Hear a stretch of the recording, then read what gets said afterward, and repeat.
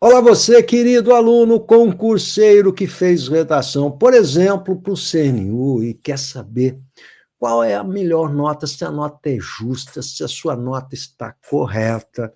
Você que está pensando em entrar na justiça em relação à redação, que é algo bem complicado, redação e a judicialização, recurso judicial em relação à produção textual, questões discursivas, a redação, não importa, produção textual exige sempre um trabalho técnico apurado e bastante complexo. Então, nesse vídeo, eu vou explicar rapidinho para você alguns pontos fundamentais para você que pensa em fazer o recurso judicial, ou para você que fez CNU, ou qualquer outro concurso, e queria entender melhor como essa coisa funciona, já que a redação, as questões discursivas, têm sido inquestionavelmente decisivas, você já deve ter percebido isso, para a sua aprovação. Então, eu quero conversar com você algumas coisas muito rápidas. Em primeiro lugar, você está em dúvida se a sua redação tirou uma nota boa, coerente, de acordo com o padrão ou não? Eu preciso fazer um exame preliminar.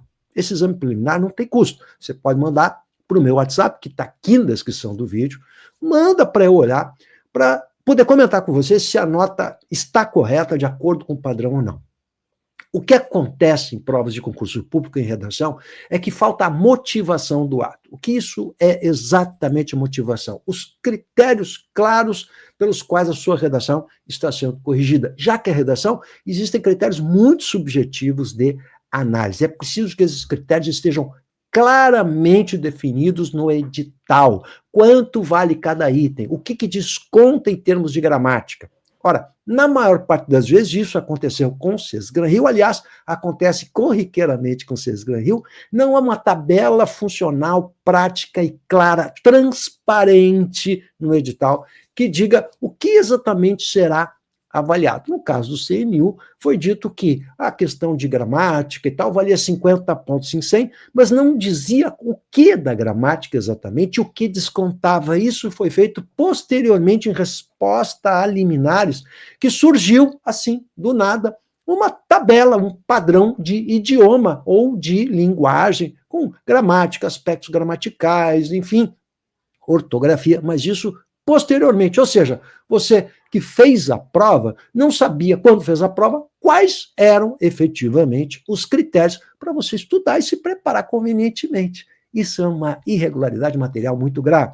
Mais do que isso, a própria tabela do CNU é redundante em relação a isso. Se a gente examinar, há aspectos ortográficos que vai descontar a parte da ortografia. A ortografia, gente, por favor, é a correta grafia das palavras, o uso do hífen, a separação silábica, a acentuação, isso tudo entra em ortografia. No entanto, a ortografia que tem um aspecto ortográfico exclusivo na tabelinha que foi dada pela Sesgran-Rio, vai aparecer também em desvios gramaticais. Logo, se você fizer um erro, cometer um erro de ortografia, onde vai descontar duplamente, um duplo desconto, o que mostra que a tabela foi feita às pressas. Isso é outra irregularidade.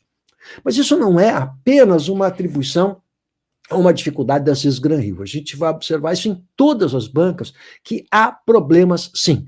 Outro problema que também encontramos é a questão dos enunciados da questão, que são ambíguos e mal feitos, ou seja, há que se entender exatamente como se constrói uma questão em prova de concurso público. Ela precisa ser clara e objetiva. E muitas vezes a linguagem não é clara, não é objetiva e remete a ambiguidades. Isso aconteceu no bloco 4 da Sesgran-Rio, no bloco 4 do CNU, mas o bloco 3 também foi outro que apresentou muitos problemas de enunciado. Além disso, há um outro problema técnico curioso, que é a mistura daquilo que é uma exposição e daquilo que é a argumentação. Quando a banca convida você a apontar uma solução, o caso do bloco 3, a solução, gente, ela é subjetiva, cada um vai apontar uma solução. Então, eu não posso ter um padrão absoluto e único. Esse padrão tem que ser aberto. Ou seja, à medida que você está pedindo argumentação, ela é subjetiva, depende, cada um pensa de uma determinada forma. Portanto, a questão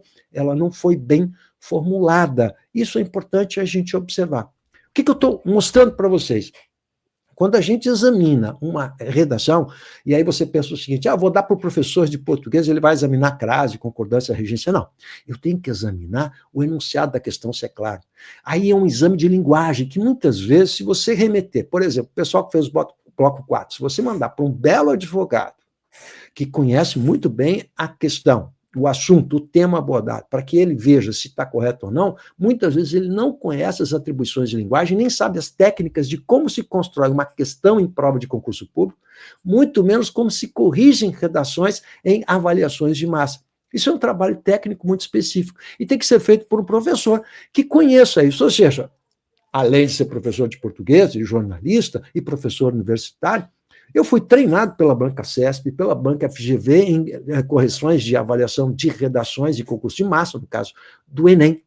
Legal? Eu faço questões para provas de concurso público, quer dizer, eu conheço muito bem como se fazem as questões, como é que funciona a linguagem, portanto, isso transcende exatamente a questão simplesmente de conhecer o conteúdo ou não. É isso que possibilita que eu tenha uma visão ampla para fazer esse laudo. E o laudo que eu faço, no caso do CNU, é um laudo que tem lá umas 15 páginas aproximadamente, é um exame global integral do certame, desde o edital até a questão das réguas de correção.